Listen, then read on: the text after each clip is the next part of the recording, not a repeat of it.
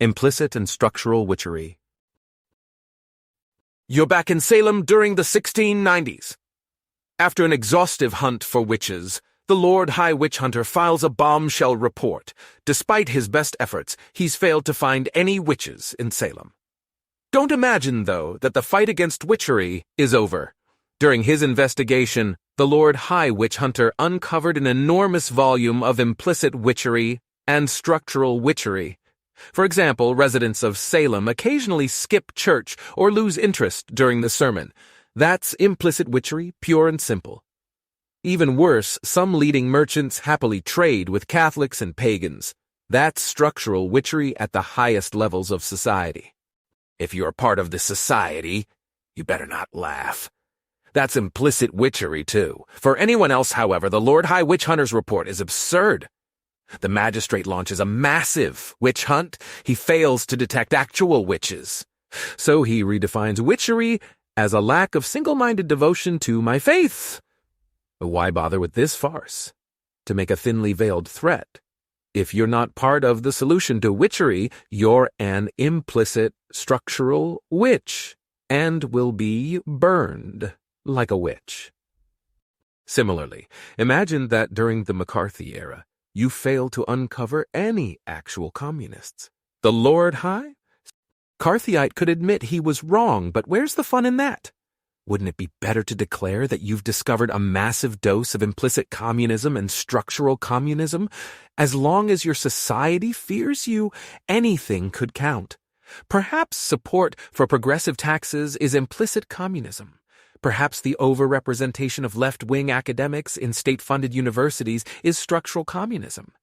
Yes, you can cry, bait and switch, but that sounds dangerously close to implicit communism. Or suppose you're in modern Iran.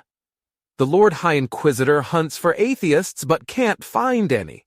So he declares war on implicit atheism and structural atheism, which abound even in the Islamic Republic. Shocking. Not really, because almost anything qualifies as implicit atheism or structural atheism.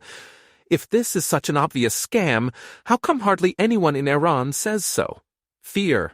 Minimizing the danger of implicit atheism is a prime example of implicit atheism. In the modern West, hardly anyone worries about in-the-flesh witches, communists, or atheists, much less implicit or structural versions of these creeds. But that's because the targets have changed, not because the age of moral panic is over. And while the list of targets is long, racists and sexists are plainly at the top. The most obvious result is that people spend ample time trying to find racist and sexist individuals. In practice, however, this is as frustrating as trying to find witches in Salem. People today are about as likely to declare themselves racists and sexists as people in 17th century Massachusetts were to declare themselves brides of Satan. Part of the reason, no doubt, is fear. Avowed racists do get punched in the face after all. The main reason, though, is that almost no one sympathizes with creeds that almost everyone hates. So, what are you supposed to do if you want to continue the good fight against social ills you've already practically driven to extinction? Move the goalposts all the way to Mars? These days, the world's best detectives would struggle to find outright racists and sexists. Yet implicit racism, structural racism, implicit sexism, and structural sexism will always be in plain sight because the definition expands as the phenomenon contracts. September 9th, 2020.